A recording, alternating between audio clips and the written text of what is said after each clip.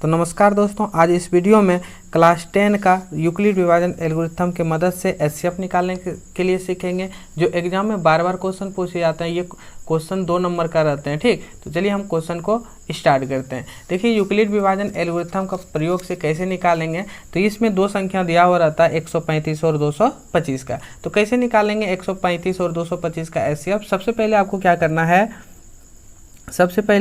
करना है, इसमें ये दोनों संख्या में कौन सी बड़ी संख्या है, 135 या फिर 225? इसमें 225 बड़ी है ना, तो आप यहाँ लिख लीजिए 225। किससे बड़ा है 225? 135 से। ठीक है, तो 135 हम यहाँ लिख लिए।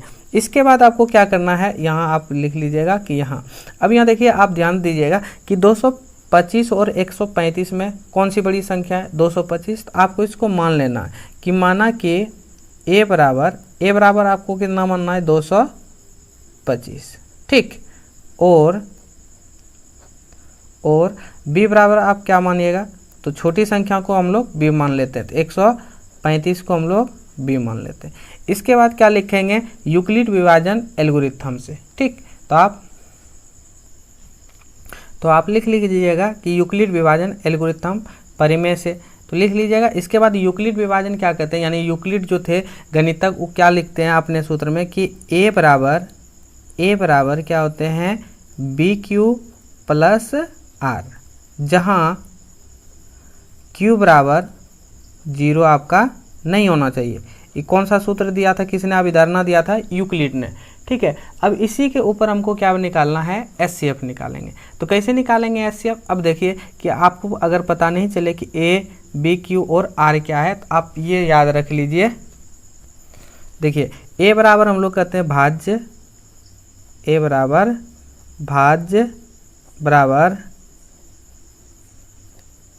भाजक गुना भागफल जोड़ के आते हैं शेष। यही दिए थे यूक्लिड विभाजन ने। क्या दिए थे हिंदी में अगर हम बोलें तो a बराबर BQ प्लस R, जो अंग्रेजी में इसका हिंदी क्या होते हैं रूपांतरित, भाज्य बराबर भाजक गुना भागफल जोड़ शेष। इसी पे हम लोग क्या करेंगे, निकालेंगे। तो आपको क्या करना है, जैसे यहाँ 125 और 135 दिया है। ठीक है, दिया है तो आपको क्या करना है कि रफ कॉपी में आपको लिख लेना। तो इसी तरह हम यहाँ रफ में लिख लेते हैं, इधर रफ में कर लेना है। तो आपको हमेशा किस में देना, छोटी संख्या से बड़ी संख्या में भाग। तो 135 से भाग किस में देना आपको, 225 में। ये कितने बार में कटेगा, तो ये कट जाएगा आपका एक बार में, 135 कटा ना।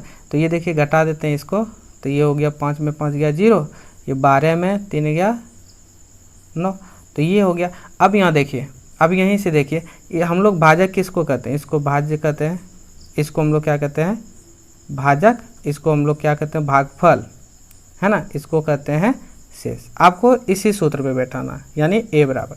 तो सबसे पहले हम यहाँ लिख लेते हैं कि a बराबर कितना है, a बराबर हम क्या लेंगे, 225। तो हम यहाँ लिख लेंगे 225 बराबर, आपको इसी फॉर्म में लिखना। ठीक है, 225।